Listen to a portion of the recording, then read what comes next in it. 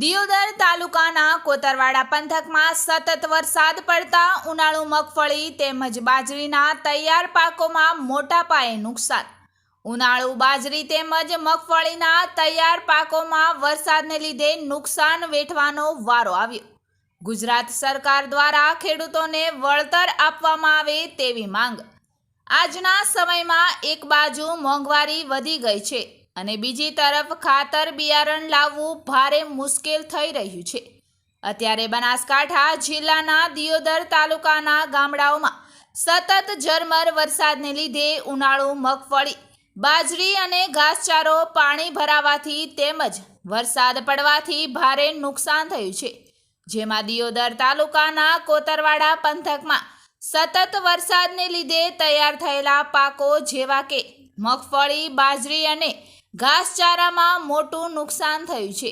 જેને લઈને પૂર્વ સરપંચ મગનજી ચૌહાણે મીડિયા સમક્ષ જણાવ્યું હતું કે કોતરવાડા ગામના મધ્યમ અને ગરીબ ખેડૂતો ખેતી અને પશુપાલન સાથે નિર્ભર છે, જેમને અત્યારે ઘર તેમજ વ્યવહાર ચલાવવો આવી મોંઘવારીમાં ભારે પડી રહ્યું છે।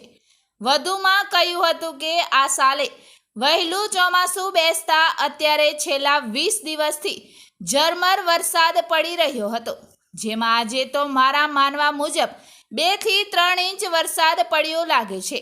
વરસાદના લીધે ઉનાળુ મગફળી, બાજરી જેવા તૈયાર પાકોમાં મોટા પાયે નુકસાન થયું છે।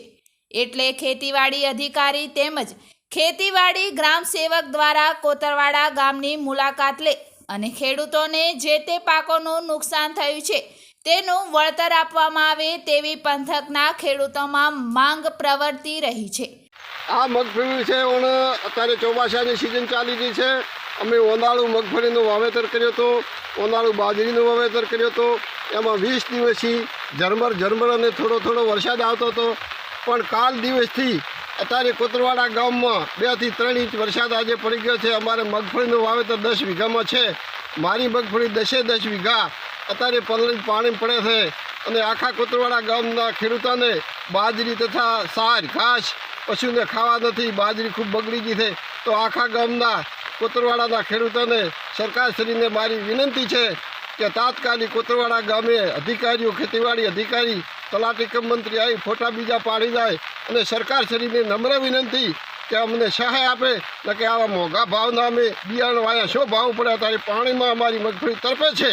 તો આના માટે અમે સરકારશ્રીને નમ્ર વિનંતી કરી તાત્કાલિક સર્વે કરવા આવે, આખા ગામની સર્વે કરી તે વાવેતર હોય, બાજરીનું હોય, ઘાસનું હોય અને મગફળીનું હોય તેની તપાસ કરીએ, સર્વે કરીને સહાય ચૂકવે એવી અમારી સરકાર પાસે માગણી છે।